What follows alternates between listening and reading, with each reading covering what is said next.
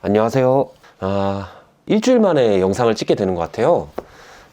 제가 일주일 동안 조금 바빴습니다. 죄송합니다. 그래서 이제서야 책 리뷰를 하게 됐습니다. 여러분들 다들 행복하세요? 사실 굉장히 진부한 질문이죠. 근데 그만큼 중요한 질문이기도 해요. 우리의 인생의 목적이 행복한 삶에 관련이 있다면 말이죠. 오늘 소개해드리고 싶은 책은 행복과 관련된 책이에요.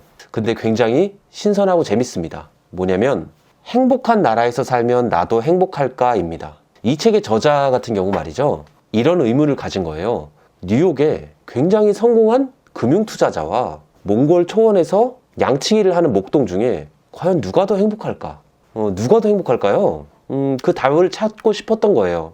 이 저자는. 그래가지고 그래? 어떻게 찾지? 에이, 가서 물어보면 될 거 아니야? 라고 생각을 한 겁니다. 그래서 우리에게 알려진 행복한 여러 나라들 있잖아요. 뭐 고소득인 나라라면 뭐 덴마크라던가 아이슬란드 이런 데 있고, 저소득인 나라, 코스타리카, 베네수엘라, 뭐 바누아투 이런 나라들을 직접 가본 겁니다. 가서 사람들을 인터뷰를 하는 거예요. 9개월간 150명을 인터뷰를 한 거예요. 어떤 인터뷰를 했냐면 5가지 질문을 준비했어요. 행복과 관련된 5가지 질문. 그 질문이 뭐냐면, 지금 행복하세요? 뭐가 당신을 행복하게 하세요? 지금 걱정하는 건 뭔가요? 좋은 집, 좋은 차 같은 물질적인 요소가 당신에게 의미하는 건 뭐죠? 그리고 마지막으로 인생의 목표를 말해주세요. 이 5가지 공통 질문을 150명한테 한 거예요. 그래서 이 사람의 목표는 뭐였냐면, 만약에 행복한 나라에 있는 사람들이 이 5가지 공통 질문을 받았을 때 모두 똑같은 답을 내놓는다면 행복한 사람들이 가지는 어떤 공통점을 나에게 적용하거나 우리 사회에 적용하면 우리는 모두 행복해질 수 있지 않을까? 라고 생각을 한 거죠. 그래서 저자는 이 행복한 사람들 150명과의 인터뷰를 통해서 얻은 공통점을 이 책에다가 녹여냈습니다. 굉장히 궁금하시죠?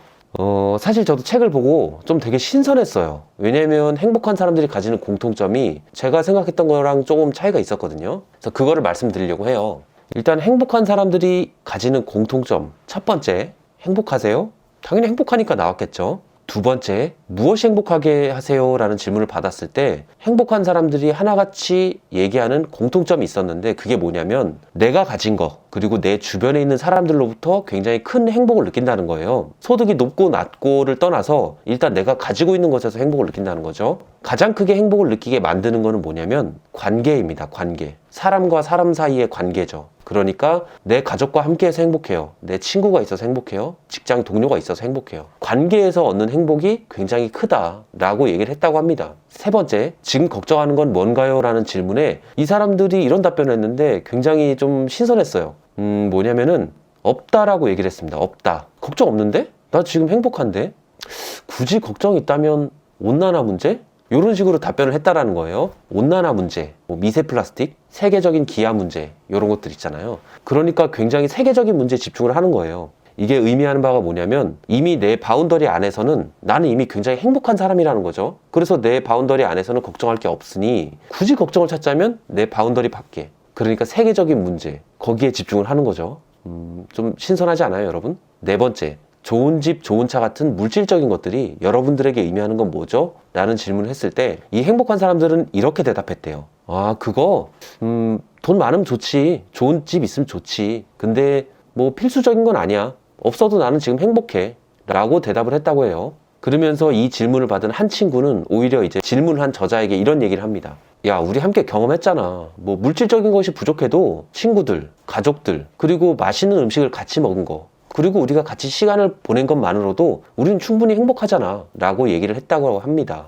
굉장히 현자예요. 우문현답 같은 그런 느낌이 좀 들죠. 이 저자가 이 여행을 끝나고 이제 한국에 와서도 동일한 이제 인터뷰를 했나 봐요. 돈이나 물질적인 것이 의미하는 게 뭐죠라고 지나가는 사람들한테 질문을 했을 때 한국 사람들은 이렇게 대답을 하죠. 저도 마찬가지일 거고요. 돈은 많을수록 좋죠. 우리나라는 돈이 있으면 정말 살기 좋은 나라예요. 근데 돈이 없으면 살기 힘들죠. 혹은 좋은 집하고 좋은 차 있으면 너무 좋을 것 같아요. 뭐 이런 식으로 답변을 하는 거죠. 우리나라와 이제 행복한 나라는 사뭇 느낌이 다르죠. 자, 마지막으로 인생의 목표가 뭐예요? 라고 질문을 했을 때 이 행복한 나라에 있는 사람들은 이렇게 대답을 했다고 합니다. 대부분이 당황을 했대요. 인생의 목표를 묻는 질문에서. 근데 이 사람들이 왜 당황을 했냐? 그 이유가 뭐냐면 이 사람들은 단기적인 목표는 있는데 인생에 대한 장기적인 목표는 없는 거예요. 우리가 생각할 때는 약간 생각 없이 사는 거 아니야? 철이 좀 덜 든 거 아니야? 라고 생각할 수 있겠는데 그게 아니고 알 수 없는 미래를 걱정하기보다는 현재에 나에게 주어진 행복을 소중히 여긴다라는 의미인 거죠. 현재에 집중하는 삶을 살고 있다 라고 합니다. 이 책을 보고 나서 말이죠. 굉장히 행복에 대한 생각을 좀 많이 바꾸게 됐어요. 그리고 행복한 나라의 사람들이 이런 특징들을 가지고 있다는 걸 처음 알았죠. 되게 신선했어요. 행복을 바라보는 시선이 우리나라랑은 너무 다르잖아요. 이런 느낌인 거죠. 우리는 행복을 주는 가장 중요한 요소가 돈이라고 생각을 하는데 행복한 나라들에서는 아니라는 거죠. 이 행복한 나라들 중에서도 굉장히 고소득인 나라도 있고 저소득인 나라도 있는데 모두가 동일하게 돈과 행복은 연관이 크게 없다라고 얘기를 한다라는 거죠. 한마디로 말을 하면 우리는 지금 잘못 알고 있는 거예요. 그리고 이런 잘못된 사실을 당연하다는 듯이 인식을 하고 있는 거죠. 왜 이렇게 우리는 이상한 오해를 하고 있을까요? 궁금하시죠? 이 책에는 안 나오는데 제가 행복과 관련된 다른 책들을 봤을 때 이런 내용이 있었어요.